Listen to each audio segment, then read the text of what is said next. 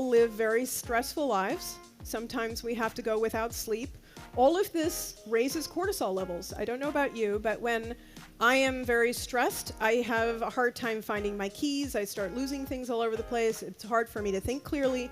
And the mechanism for that is that when we are stressed, we produce a stress hormone known as cortisol. Cortisol is a glucocorticoid, which means it actually does implicate glucose. And what happens is that when you have chronic stress, this actually produces damage. You can see this in a person because of the constant influx of cortisol. But all of these are actually very long-term. And what I wanted to see is there actually a much simpler explanation that we could see even in the short term? So the simple explanation is that other cells can't make use of glucose. Maybe this is true of neurons as well.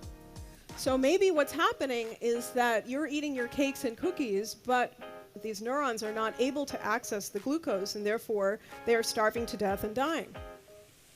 The established way of thinking about glucose and insulin in the brain is that the brain doesn't use insulin.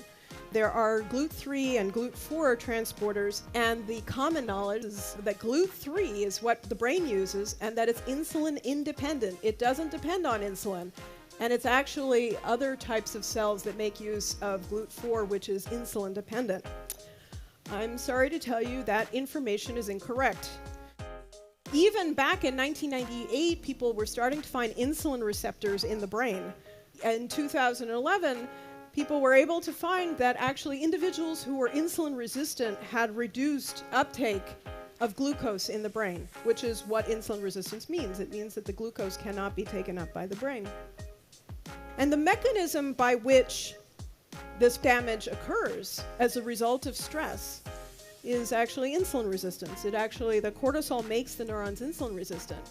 And this is how I became interested in ketones, because it turns out that when cortisol is applied to the brain, you see very quickly this neurotoxicity.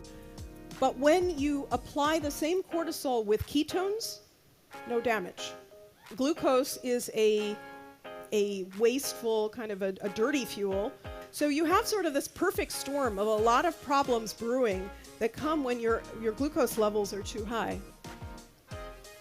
And in addition to glucose being a dirty fuel that produces a lot of this waste, the mechanism for clearing the waste also can't do its job if your insulin levels are elevated. Cells have two fuel inputs, right? They can utilize glucose and you can utilize ketones. Even when cells are insulin resistant, they can still utilize ketones.